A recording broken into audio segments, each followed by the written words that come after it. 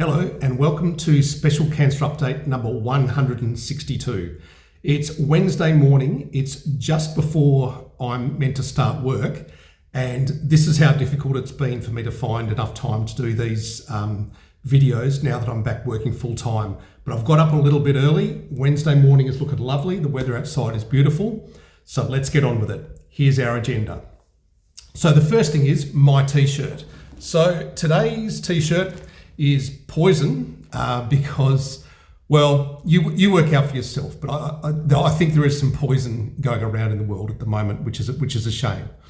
The second thing I want to show you is Diane's t-shirt, which is this one here, which is because Diane was one of the ones that was lucky enough to receive one of my t-shirts, and she was kind enough to send me a photo of her wearing it. So thank you very much, Diane, you look lovely. Now, next thing on the agenda is back scratches. So I've noticed in the comments that quite a few of you have indicated, hey, do you sell them, or is there some way I can get one, or whatever?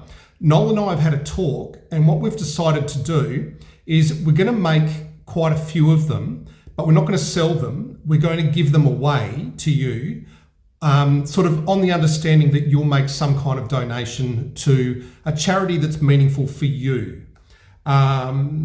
We probably do need to charge a small amount of money for the postage though.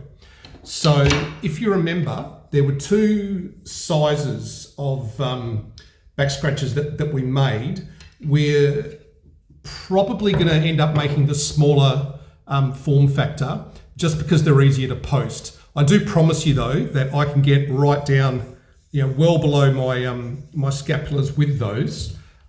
So that's good. And just measuring them up, they are in metric, I don't know whether you can see that, but in metric they are 36.5 centimeters long, and for you non-metric users, they're just over 14 inches.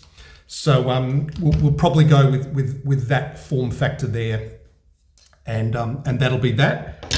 It would be nice to know how many you would like us to make. So if you could just comment below going, Paul, I'd love one, that'd be great. Then we'll make them. I believe Noel's already started. So I think Noel's gone and bought some, did he buy it? We normally try and use recycled wood. So hopefully Noel's using recycled wood because that's kind of the way we roll. And yeah, and Noel's obviously, he's retired, so he's got more time than I do to actually make them. I will try and make some of them, or at least have some kind of input into them, so that they come from Noel and I, from the Eddington family to your family. So there you go. The next thing I wanted to talk about is some of the hospital software that I'm using at Health, because I thought it'd be interesting for you to hear about what goes on when you go and visit a hospital.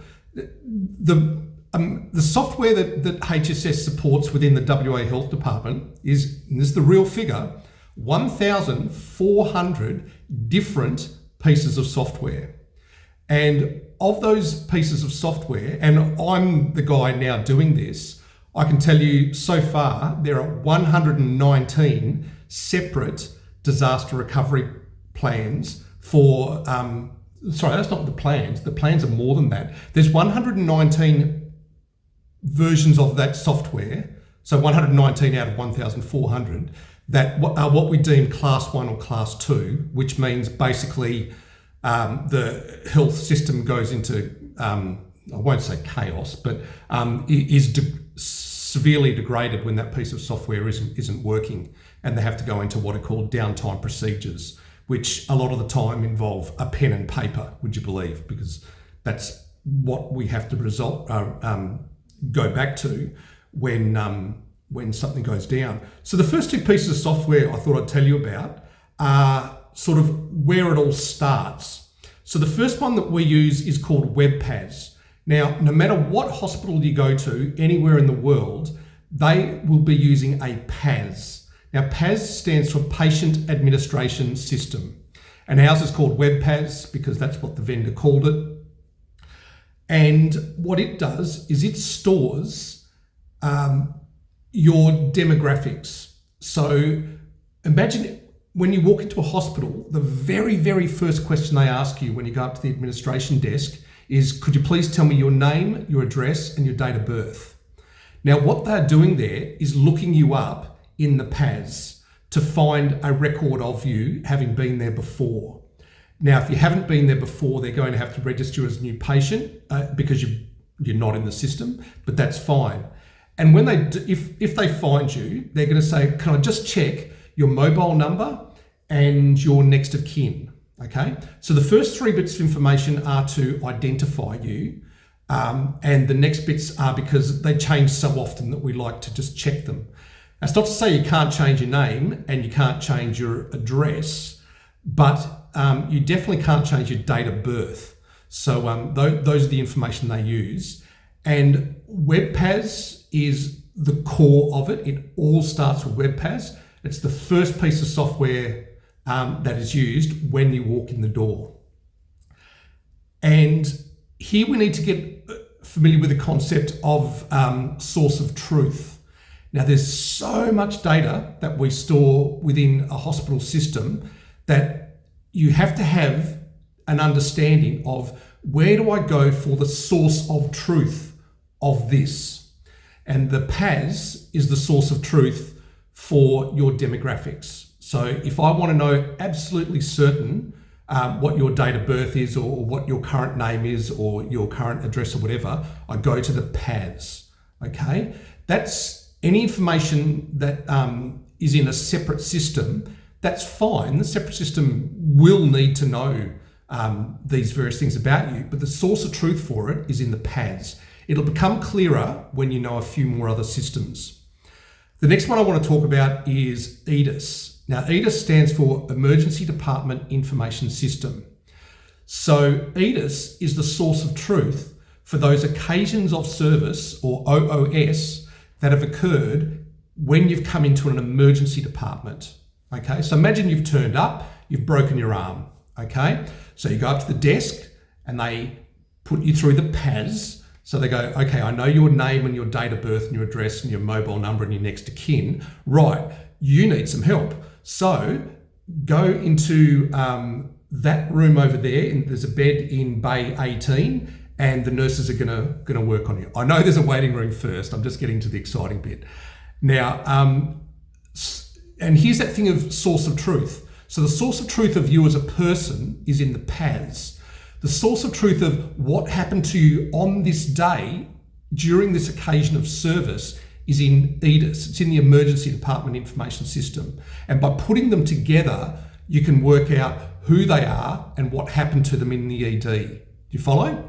Okay, so those are the first 2 pieces of hospital software that we talk about. I've got 109, well, I won't get through a whole 119, but that's just a start for you. Now, a lot of you have made me aware of a guy called Noah Thomas.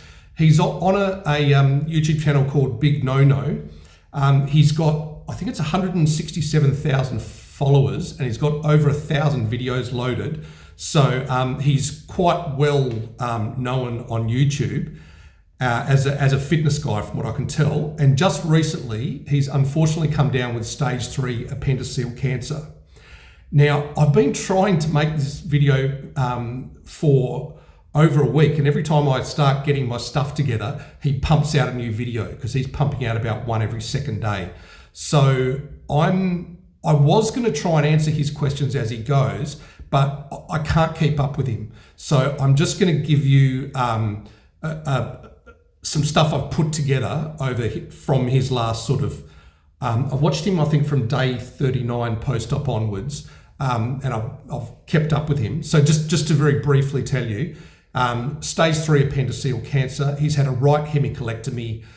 They've taken out most of his terminal ileum and all of his ascending colon. They've joined those 2 bits back together. The joint is called an anastomosis, and they've put him back out into the world, and his scar sealed up, and sort of he's doing fine. Now, Noah, if you're watching this, and I hope you do, my prognosis for you is you're going to beat cancer, okay?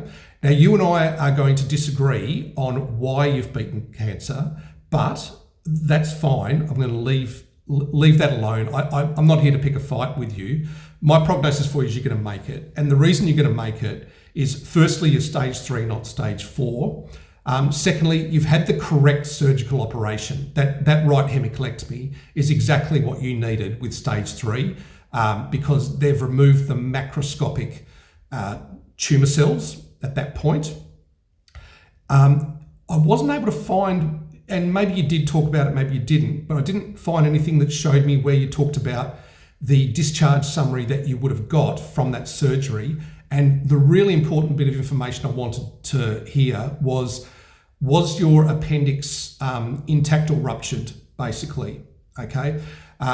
If it was intact, were the margins clear? So I just would have liked a little bit more pathology there, but I'm going to work on the basis that at the very least it wasn't obliterated. So in my case, I was stage 4. My appendix was obliterated, which means my appendix had to spit all of those tumour cells all the way through my peritoneum, and basically ascites followed, and I ended up with tumours of 5 centimetres or more within all 13 regions of my abdomen. So I was much more tumour burdened than you were.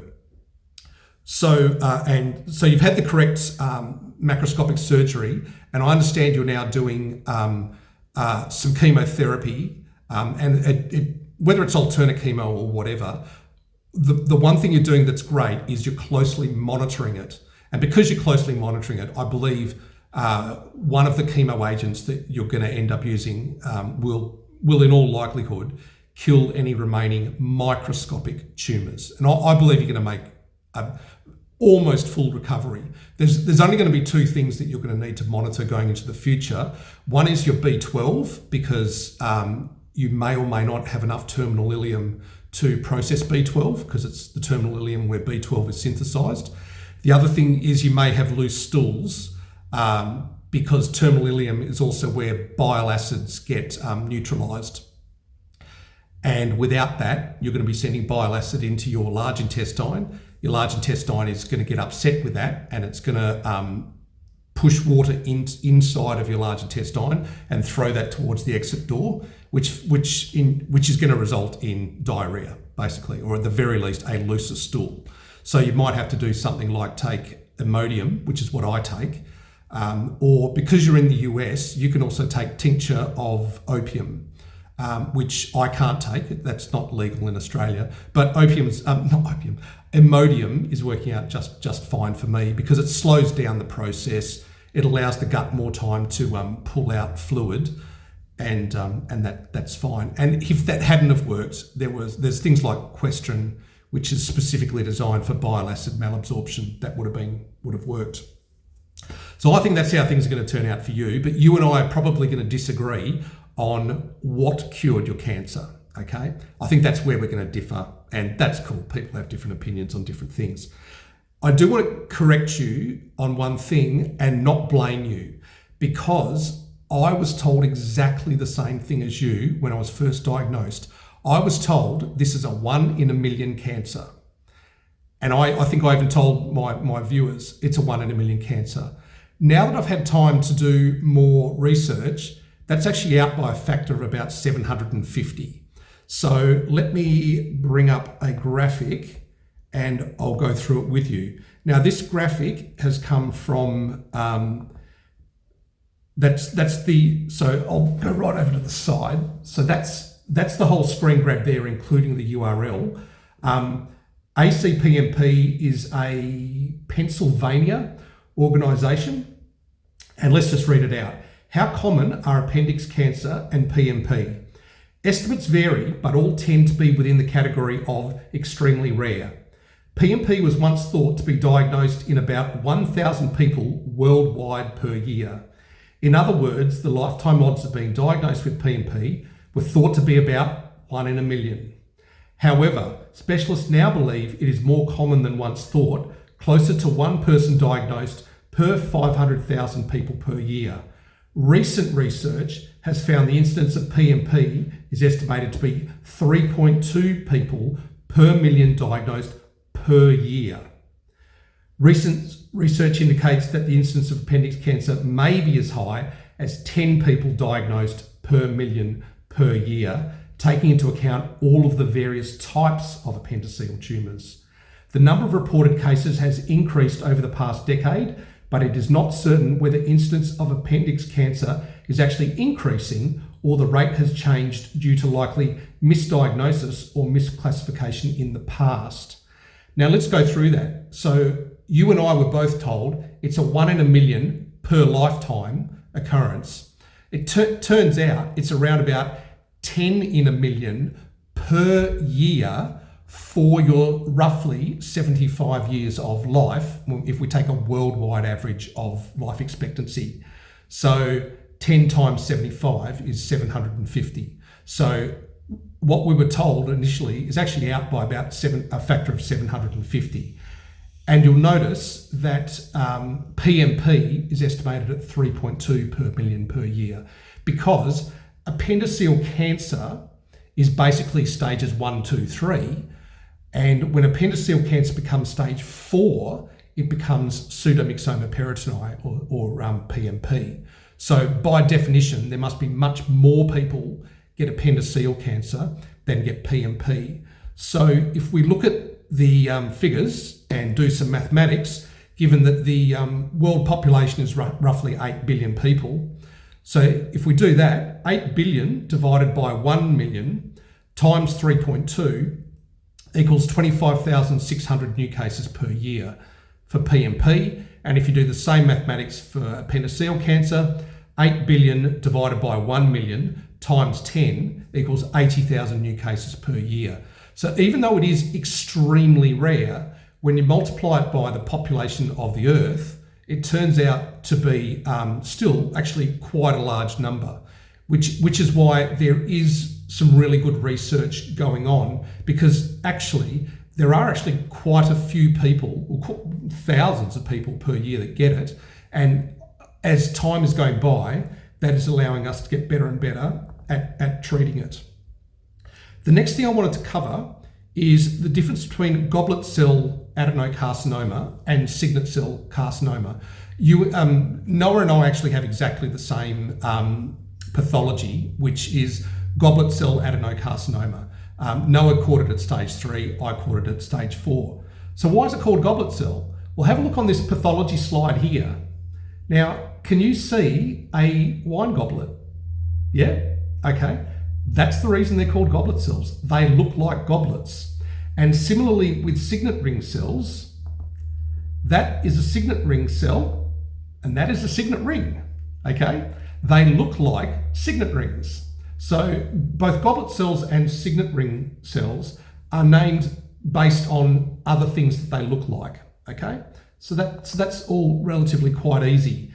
Now, let's get into some sort of physiology and what that means in terms of how these cells metabolize glucose or metabolize sugars, because they're very, very different.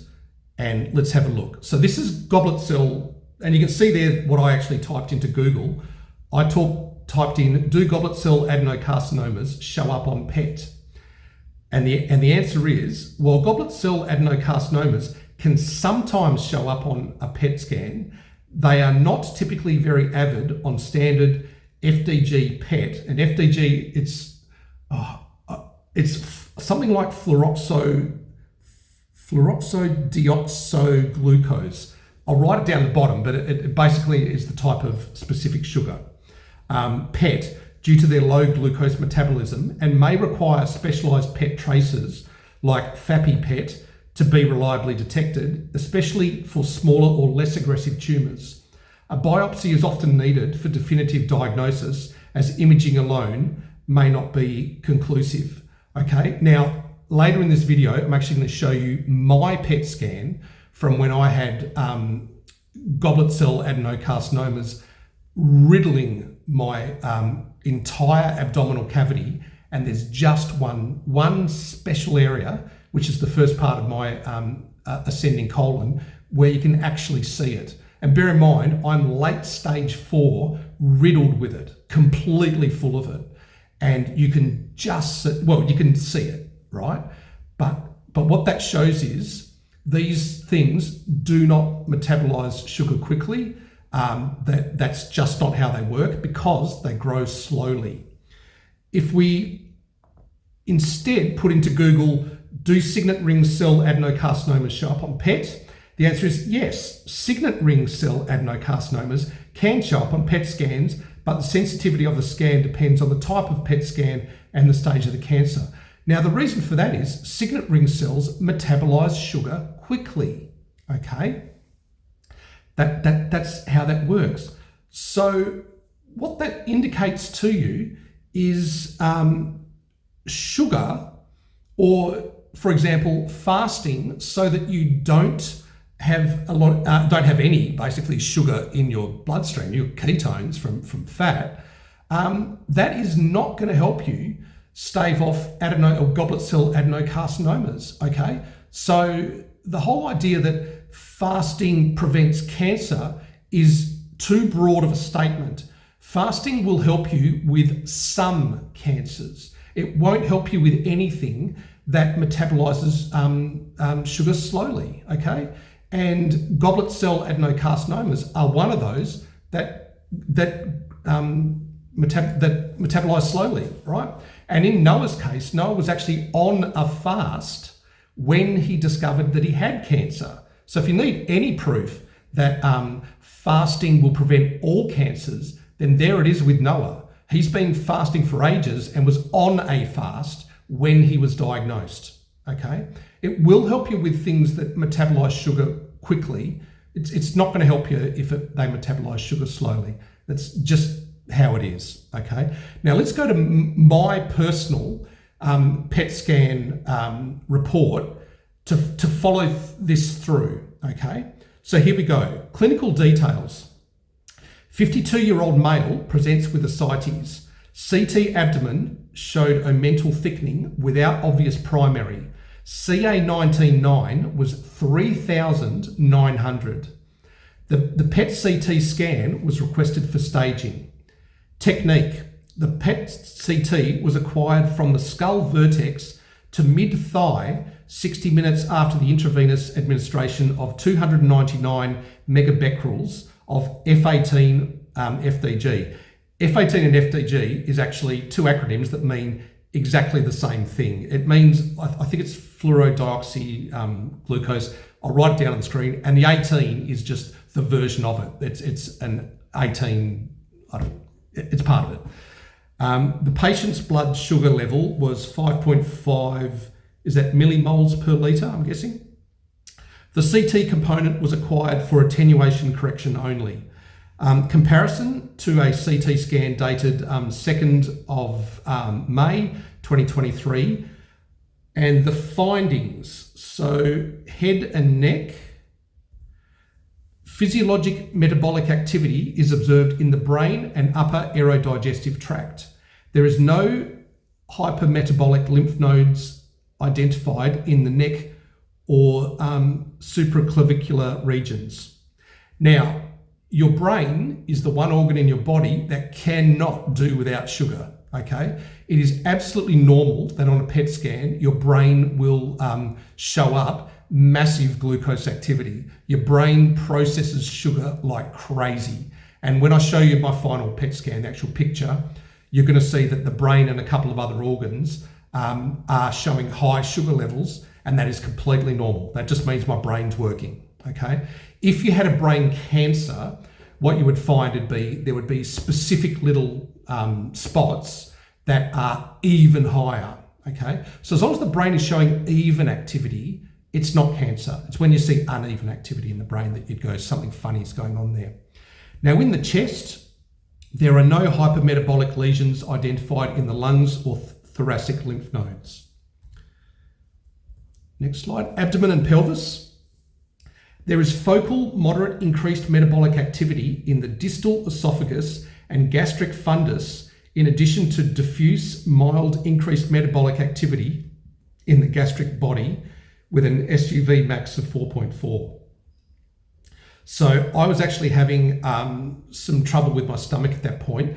When we later did a gastroscope, it turned out that it was the medication that I was taking for my ankylosing spondylitis, which was an NSAID. I forget the exact name of it, but it was causing a bit of stomach acid build-up, and that was actually what turned out to be the problem in my stomach. There is non-specific diffuse increased metabolic activity in the ascending colon and cecum. Now that is the only actual indication that I had PMP, that little bit there, and I'll show you on the final image what that looks like. But non-specific diffuse increased metabolic activity in the ascending colon and cecum, okay? That's it. Bear in mind, I am riddled through my entire abdomen, and only a little bit of my ascending colon and cecum were actually showing it. And guess what part of the colon they cut out in Noah's case and anyone else with stage 3? The ascending colon and the cecum, okay? Because that is the absolute most likely case for the first bit of secondary tumour growth, because it starts in the appendix and the gut is going that way, it's going up the ascending colon. So anything that breaks off inside of the lumen of the colon will go up the ascending colon. And even if it's on the outside, the very closest thing to it is the ascending colon and the cecum and the terminal ileum, okay?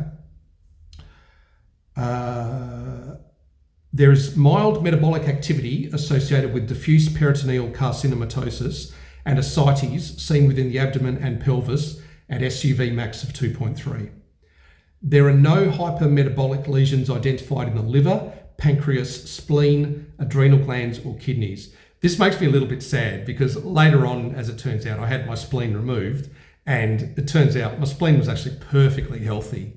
It's just that, as Prof Morris explained to me, in order to get to what's behind the spleen, you need to remove the spleen. And because he was quite confident that there would be tumours back there, and because he knows that you can live without a spleen, the correct thing to do is remove the spleen. So, but it's a shame. I had a perfectly healthy spleen, but it's now gone. There are no hypermetabolic lymph nodes identified in the abdomen and pelvis, so that's good. Musculoskeletal, there are no hypermetabolic lesions identified in the bones or muscles. Impression, mild to moderate increased metabolic activity in the gastric mucosa at the fundus and stomach body. Correlation with gastroscopy is recommended to exclude primary stomach cancer. 2, mild increased metabolic activity associated with diffuse peritoneal carcinomatosis and ascites. There is no evidence of hypermetabolic lymph node involvement or metastatic disease elsewhere in the body. Diffuse increased metabolic activity in the cecum and ascending colon is non-specific. Thank you for referring Paul Eddington. So what you're seeing there is actually my stomach, which was just from taking some tablets, was actually more of interest to them than my ascending colon. And my stomach was just, please stop taking these pills. Whereas my ascending colon was, oh, that is an absolutely massive amount of tumour you have here. And pretty much at that stage, they were indicating to me, this is terminal, this is going to kill you, including signing off on giving me my superannuation, okay? So what I'll put up on the screen now is my PET scan so that you can see that. Now, what you'll note there is my brain shows increased activity, my kidneys, ureters and bladder show increased activity, and that is all normal. Brain, because you're highly metabolically active in your brain, and your kidneys are there filtering your blood. So guess what they filter out of the blood? They filter out the radioactive sugar. So your kidneys glow, and the kidneys turn that into urine. They send it down the ureters to your bladder. So of course your ureters glow and your bladder glows, okay? So that's all normal. And if you look there, and I'll put an arrow on it, that little slightly raised area there in my ascendant colon, that is the only indication on this scan that actually I'm in dire trouble when this was taken, okay? So you can see that PET scans are not a great way to find goblet cell adenocarcinomas. Had I had signet ring cell, it would have been a lot more obvious, but I had goblet cell. And actually, now I think about it, I think Noah is going to go and get a PET scan. My prediction is it shows nothing. And it's going to show nothing for two reasons. One is because it's goblet cell, so three reasons. One is because it's goblet cell. Two, because it's stage 3, not stage 4. And thirdly, because he's actually had it removed. He's already had his right hemicolectomy. So there's nothing there to show. If it shows up anything, it's going to be another cancer, like a completely separate cancer. So yeah, Noah's PET scan is going to show nothing. So there you go. What are we up to? Now, let's take that concept that goblet cell adenocarcinomas are very slow to take up sugar and apply that to chemo. Because the idea with chemo is that cancerous cells are uptaking sugar really, really fast. So if we give them deadly sugar, then we should be able to kill those cancer cells because they are taking it up faster than healthy cells. And because they take up so much of the poison, that should kill them. Well, what's that going to do if you've got a cancer that actually takes up sugar quite slowly? Now, what I'm going to show you is some slides that came from the recent High Five to HIPEC symposium, I think it was, that happened only about a month ago, and I'll link to it down in the description.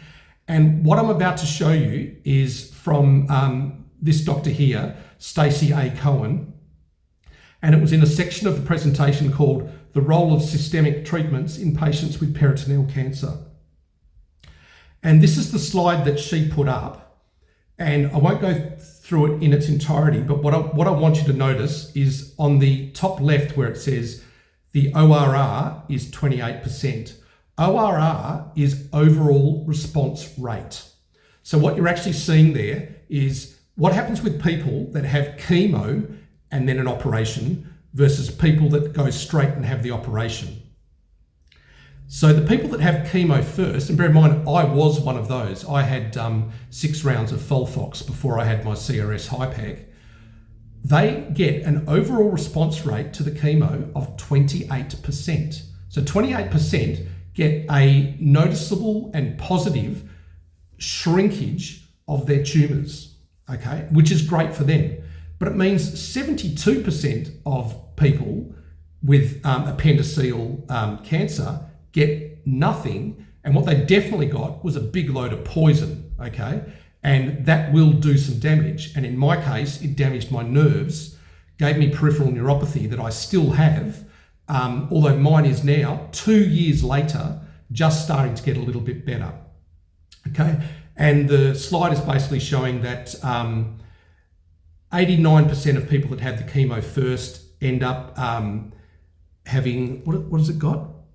Macroscopically complete CRS HIPEC. So macroscopically complete means they got a CC score, which is cytoreductive completeness score, of either 0 or 1. Now, both CRS and HIPECs that I had, I got a CC score of CC1. So me personally, I'm in the left-hand column in the 89% box. What it's showing on the other side is, had I not had the chemo first, I would have been in the 86% box that still got a cytoreductive complete operation. What I wouldn't have is I wouldn't have peripheral neuropathy, okay?